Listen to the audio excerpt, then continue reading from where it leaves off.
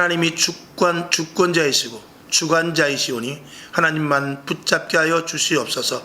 2021년도 하나님 아버지 중요한 해입니다. 위기에 잘 슬기롭게 대처할 수 있도록 힘을 주시옵소서. 지혜를 주시옵소서. 능력을 허락하여 주시옵소서. 영성을 잃지 않도록 꼭 붙잡아 주시옵소서. 오늘도 부족한 자가 섰습니다. 오직 하나님의 말씀만 가감없이 선포할 수 있도록 도우시고 듣는 자, 전하는 자 모두 은혜 받는 시간 되게 하여 주시옵소서. 예수님의 이름으로 기도하옵나이다. 아멘. 할렐루야. 한 주간도 잘 지내셨고 또 주실 한 주간도 여러분 주 안에서 승리하실 수 있기를 주님의 이름으로 축원합니다. 축복이 하나님의 자리를 대신하면 영적 위기를 맞게 됩니다. 자, 한번 따라해 봅시다. 축복이 하나님의 자리를 대신할 때 영적 위기를 맞는다. 하나님 자리, 하나님과 나와의 관계 속에서 그 축복의 자리에 하나님 대신 내가 축복의 자리만 원한다면 그때는 영적인 모든 것들은 다 소멸돼 버릴 수밖에 없다라는 것이죠. 여러분에게 하나님을 놓치지 마시기 바랍니다. 돈을 놓칠 수 있어요. 건강을 놓칠 수 있어요. 자녀들을 놓칠 수도 있습니다. 때로는 의도치 않게 하나님께서 또 마귀의 계계로 인하여서 그런 것들을 놓칠 수 있지만 하나님만 놓치지 않는다면, 욥은 모든 것들을 잃었었지만 하나님을 놓치지 않았기에 그는 회복을, 엄청난 하나님의 축복 속에서 회복을 했습니다. 이 회복의 단초는 뭐냐? 끝까지 하나님을 놓치지 않는 것입니다. 인내하는 것이죠. 여러분 절대 아무리 위기가 와도 하나님을 놓치지 마시기 바랍니다. 배에 물이 들어오고 바람이 불고 그랬을 때 무엇을 놓치지 말아야 됩니까? 키를 놓치지 말아야 돼요. 키를 놓치면 아무리 큰 배라 할지라도, 그 배가 아무리 튼튼하다 할지라도 다 그 파도에 휩쓸려 넘어갈 수밖에 없습니다. 그러나 그 키를 꼭 붙잡고 있어야 돼요. 키를 붙잡고 있으면 그 위기를 이겨낼 수 있습니다. 지금 이 시대에 힘들고 어렵지만 키는 무엇입니까? 오직 하나님이십니다. 이 말씀입니다. 예배입니다. 기도지요. 찬양이지요. 감사지요. 이거를 여러분들이 절대 놓치지 마시길 주님의 이름으로 축원합니다. 그래서 그리스도인들의 본질, 이 본질을 놓치지 말아야 되는데, 이제 한 걸음 우리에게 더 나가서 그리스도인들의 본질은 무엇입니까? 영원한 생명으로 말미암아서 그 생명을 다른 사람에게 전해주는 것입니다. 즉 다시 말해서 복음 전파지요. 그리스도인들이 하나님을 아는 것, 그리고 하나님께서 우리를 하나님의 자녀로 만드신 그 의도가 있는데, 그 의도는 바로 역시 우리를 통해서 예수 그리스도의 십자가의 복음을, 부활의 복음을, 재림의 복음을 전하는 것입니다. 이것이 빠진다면 우리에게 있어서 진짜 본질은 놓쳐버리게 되는 것입니다. 우리의 믿음의 목적이 무엇입니까? 왜 예수를 믿습니까? 무엇을 믿습니까? 하나님을 믿고 예수를 믿지만 우리의 그 결과는 뭐냐? 바로 그 믿음을 통하여서 죽어져가는 영혼들을 살리는 것입니다. 우리는 믿음을 통하여 병도 고칩니다.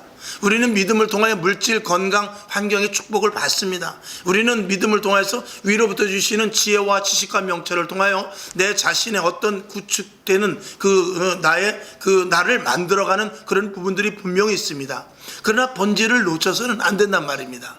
왜 우리에게 물질의 복을 주시고, 왜 우리를 건강케 하시고, 왜 우리에게 이 시간이라는 것을 나에게 주셨으며, 지금 나의 존재가 왜 이 자리에 있는가, 이런 것들에 대한 본질은 뭐냐? 다른 것 여러 가지가 많이 있지만 가장 중요한 것은 나를 통하여서 하나님이 영광 받으시는데, 나를 통하여서, 내 입술을 통해서 복음이 전파되는 것입니다.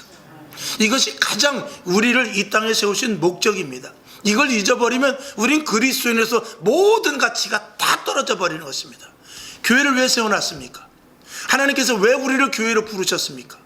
왜 하나님이 우리를 천에 하나 만에 하나 창세전에 택정해서 우리를 부르셨습니까?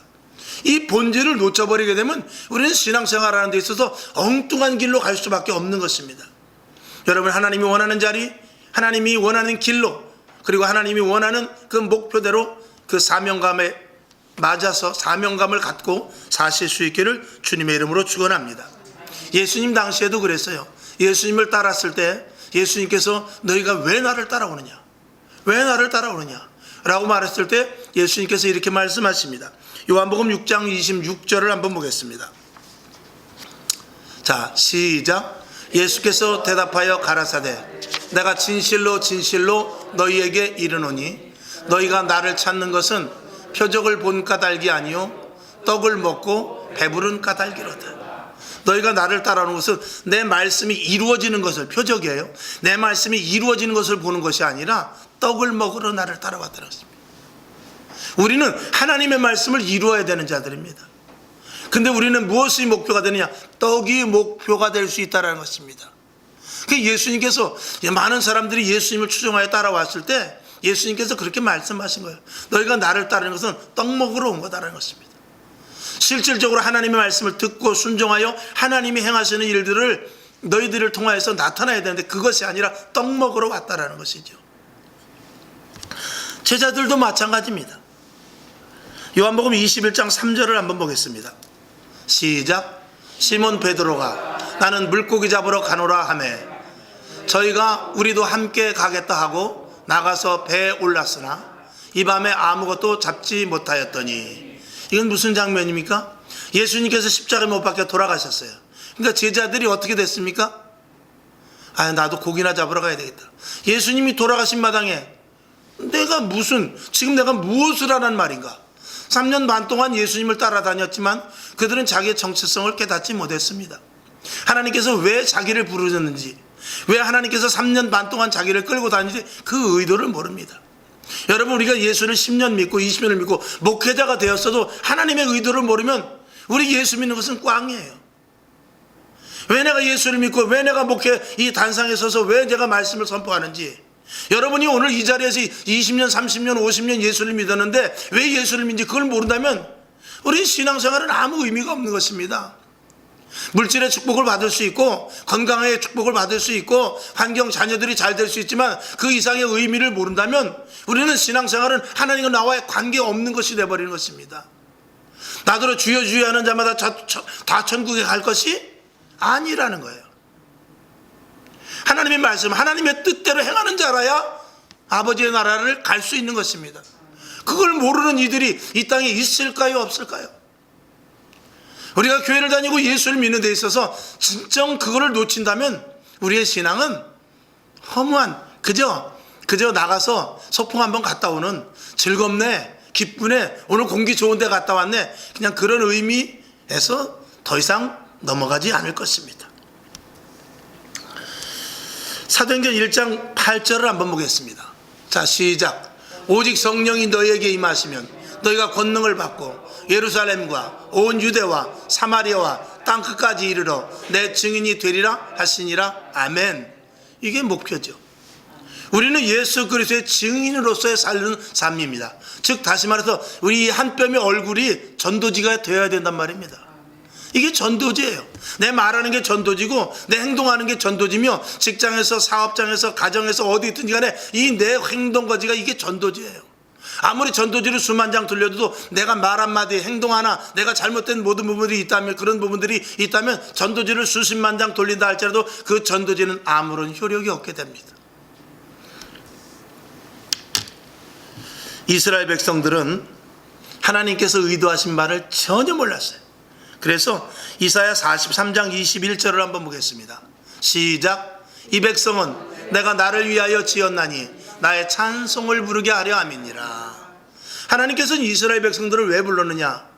이스라엘 백성들이 하나님을 믿었더니, 하나님의 말씀을 따랐더니 그 나라가 부강해지고, 그리고 하나님을 믿었더니 그들이 잘되고, 하나님을 믿었더니 그들이 자손들이 복을 받고, 하나님을 믿었더니 그 땅에서 소출이 많아지며, 하나님을 믿었더니 그들이 평안과 기쁨과, 그리고 오직 땅을 바라보는 자가 아니라 하나님을 바라보고 하나님께 영광 올리는 자가 되어서, 하나님을 모르는, 하나님을 믿지 않은 이방인들이, 이스라엘 백성들이 하나님을 섬기고 믿는 것을 보고 그들도 하나님을 따르는 자들로 만들기 위해서 이스라엘 백성들을 선택하신 것입니다.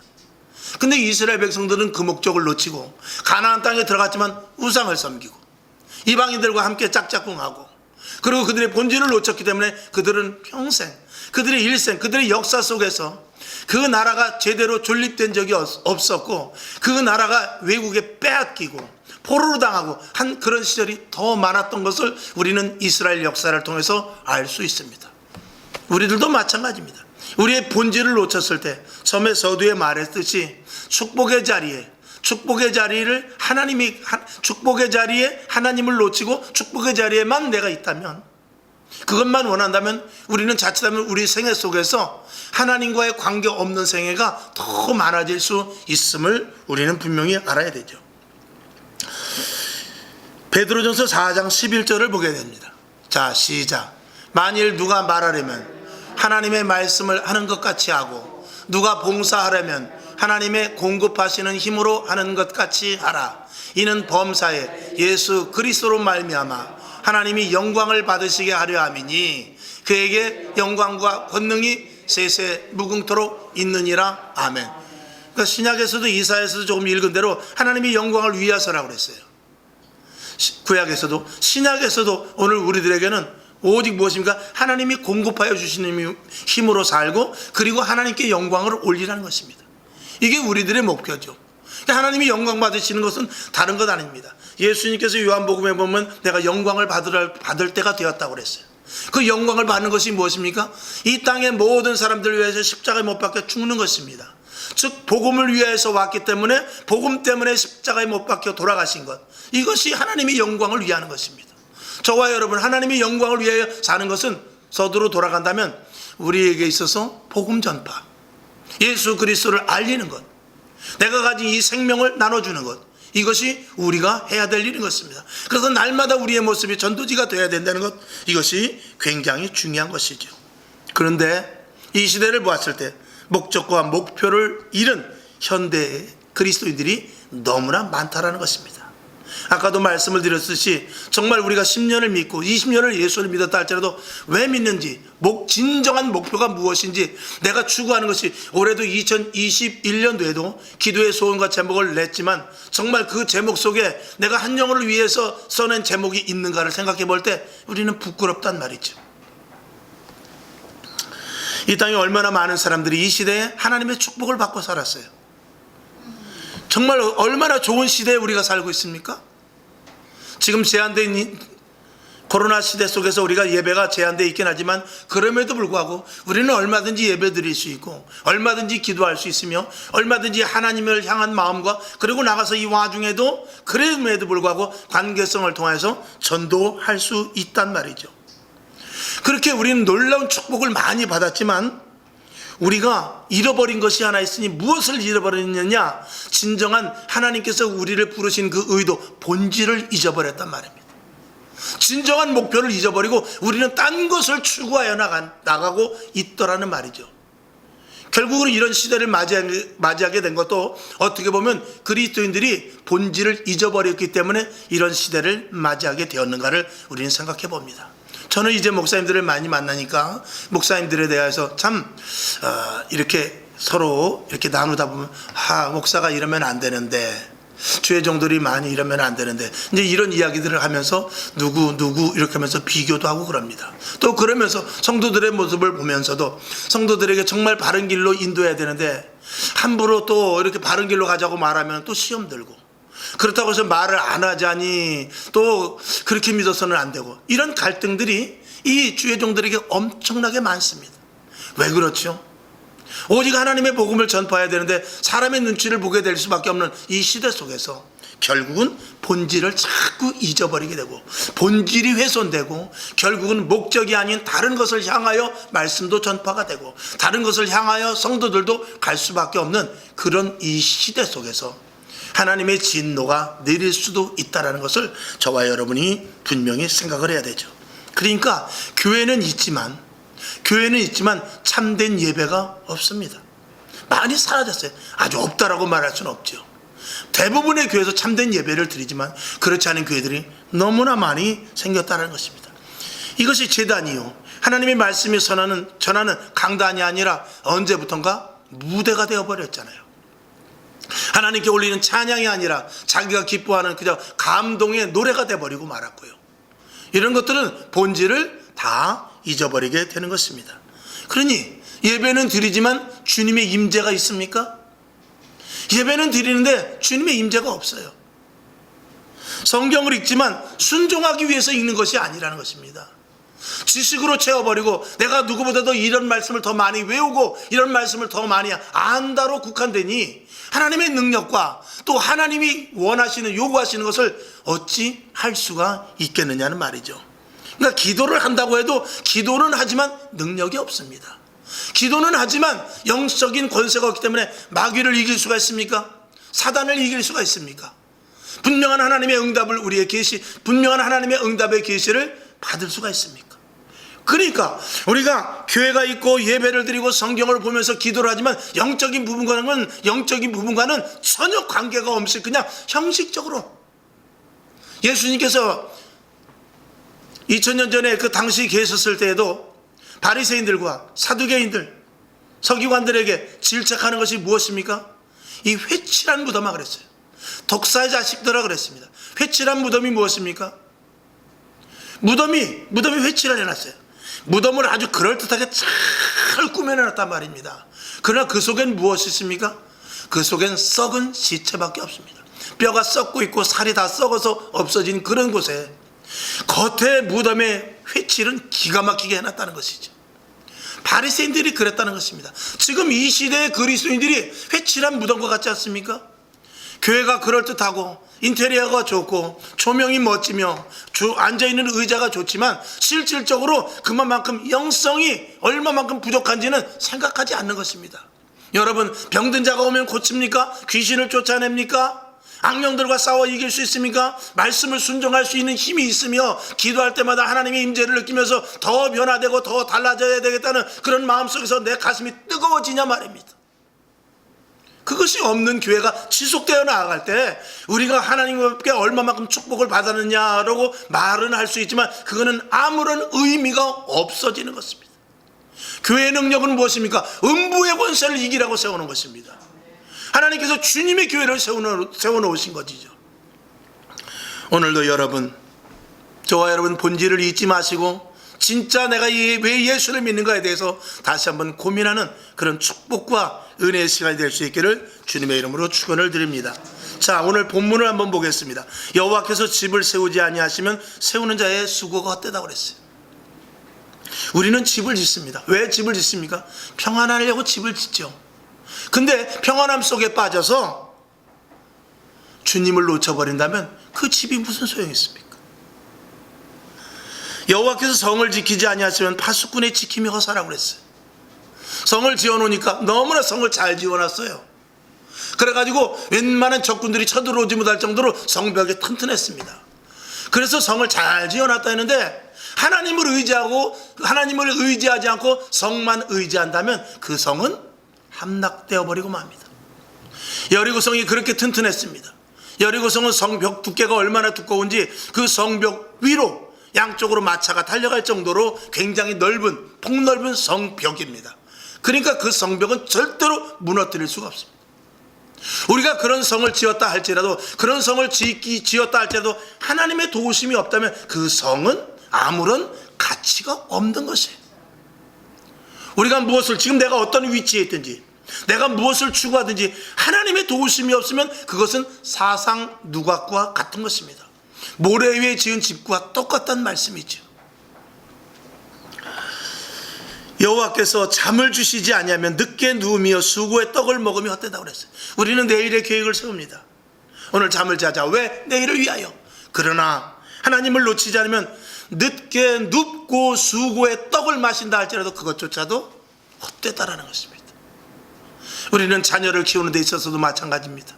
자녀를 키우는 목적이 자녀에게 믿음의 대를 이었게 하고 하나님을 기쁘시게 하며 그리고 영원한 하나님의 나라 함께 갈 수 있는 그런 목적을 이루지 못한다면 자식이 아무리 돈을 잘 벌고 자식이 서울대학을 나오면 아무런 의미가 없다는 것입니다.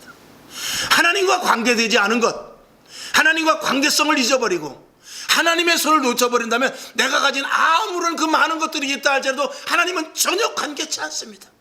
그 사람이 출세를 해서 정말 예수를 처음에는 잘 믿었지만 그 사람이 출세를 해서 사장이 되고, 그 사람이 머리가 좋아서 교수가 되고, 그 사람이 지혜로워서 권력을 잡았다 할지라도 하나님을 놓치는 순간, 하나님과의 관계를 잊어버리는, 본질을 잊어버리는 순간, 그때부터 하나님과의 관계는 끊어져 버리고, 그때는 그 인생이 하나님과 관계된 인생이 아니라 자의의 인생이 되어 그 인생은 마귀에 포섭되는 인생이 될 수밖에 없다라는 것입니다.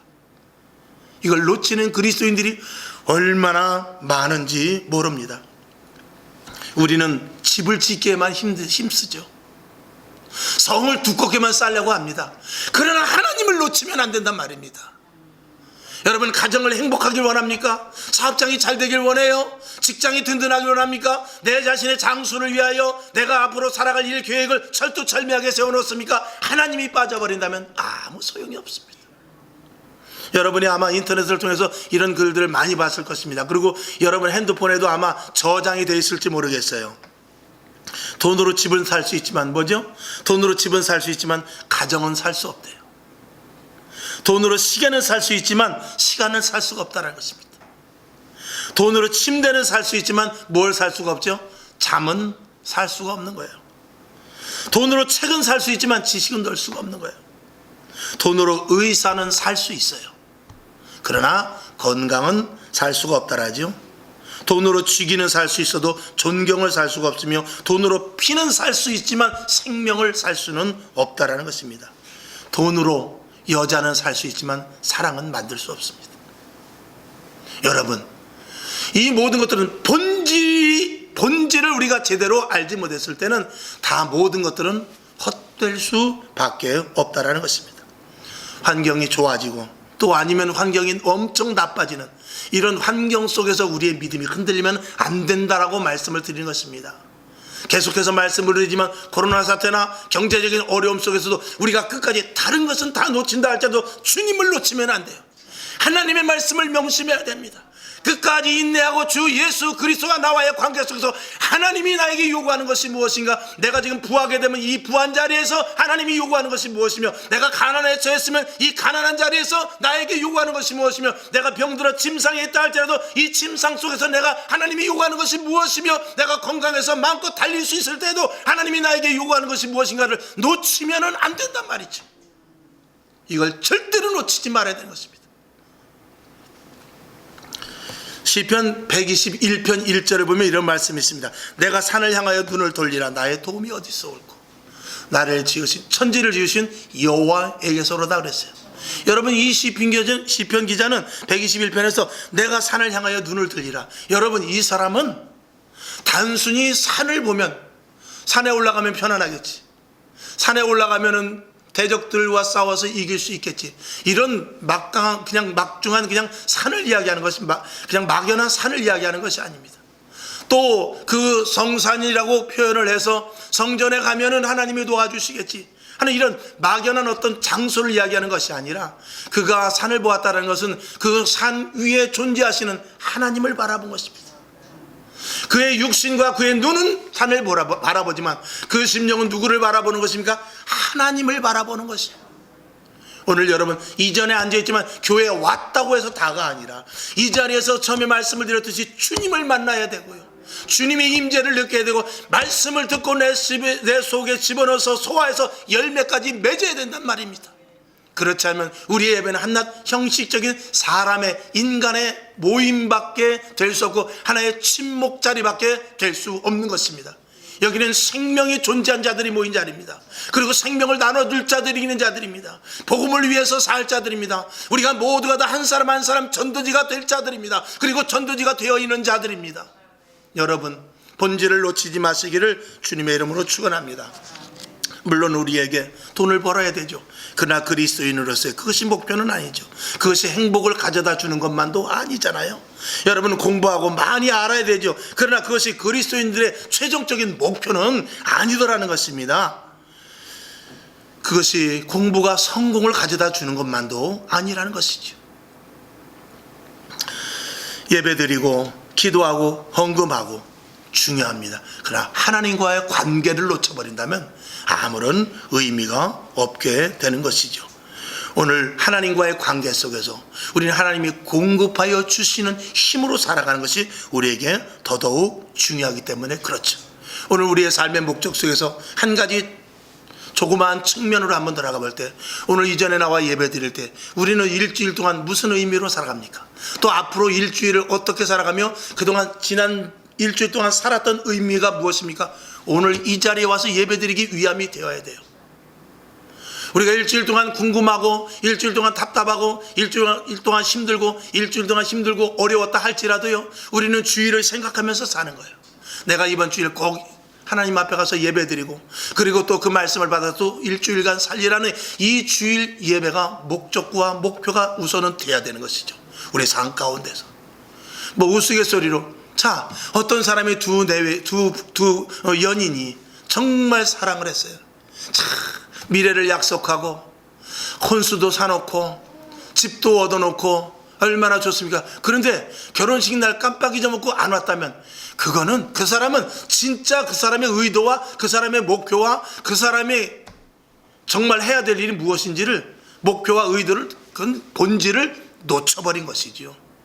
아우, 나는 늦잠이 많아가지고 깜빡 잊고 늦게 잤어. 오늘 결혼식인지는 알았지만 내가 어제까지도 생각했는데 잠을 자는 바람에 잊어버렸다면, 그 사람은 본질을 놓쳐버리고 그 사람은 결혼할 자격도 없는 사람이 되는 것이죠.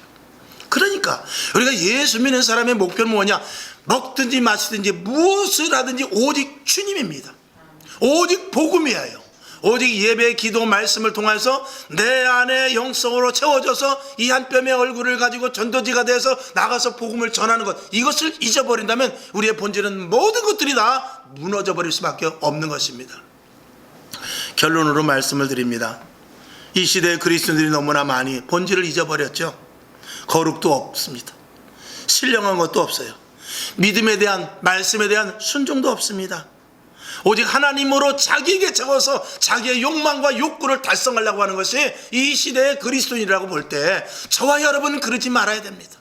여기 계신 여러분 그럴 리가 없겠습니다만, 다시 한번 우리의 마음을 추스려서 그동안 그러지 않았을 때 유혹과 환경 때문에 그런 마음이 생기려고 할 때는 즉시 그것을 헤쳐버릴 수 있는 그런 영적인 능력이 있기를 주님의 이름으로 축원을 드리는 것입니다. 여러분, 목표를 잊지 마시고 정말 저와 여러분이 해야 될 일과 이 시대 속에서 나를 부르신 뜻을 언제든지 놓치지 마시고, 하나님의 귀한 사역이 내 개인에게 무엇인지를 찾고 하나님의 뜻을 이루는 저와 여러분이 될 수 있기를 주님의 이름으로 축원을 드리며, 다시 한번 제가 말씀을 드릴 때, 축복이 하나님 자리를 대신할 때 영적 위기를 맞게 된다. 한번 다시 따라 해보고 말씀을 마치도록 하겠습니다. 축복이 하나님 자리를 대신할 때 영적 위기를 맞게 된다. 본질을 놓치지 마시고 분명히 하나님과의 관계지 내가 바라는 축복의 관계가 아니라는 것을 잘 아시고, 신앙생활 끝까지, 주님 오시는 그날까지, 내가 주님 앞에 불려지는 그날까지 정확하고 바르게 할 수 있기를 주님의 이름으로 축원합니다. 하나님 아버지, 감사합니다. 오늘도 본질을 훼손하지 않고 본질을 잃지 않기 위하여 하나님의 복음의 말씀을 전했습니다. 아무리 우리가 집을 세우고, 아무리 우리가 성을 지키며, 아무리 우리가 내일을 위하여 평안한 잠을 잔다 할지라도 하나님과의 관계가 끊어진다면 무슨 소용이겠습니까? 하나님과의 관계를 잊고, 그리고 하나님과의 관계 속에서 나의 사명과 소명을 잃지 않도록 하나님 오늘도 은혜를 내려주시고 머릿속에 생각나게 하셔서 하나님이 공급하여 주시는 힘으로 살아가기로 작정하는 믿음의 종들 되게 하여 주시옵소서. 예수님의 이름으로 간절히 축복하며 기도합니다. 아멘.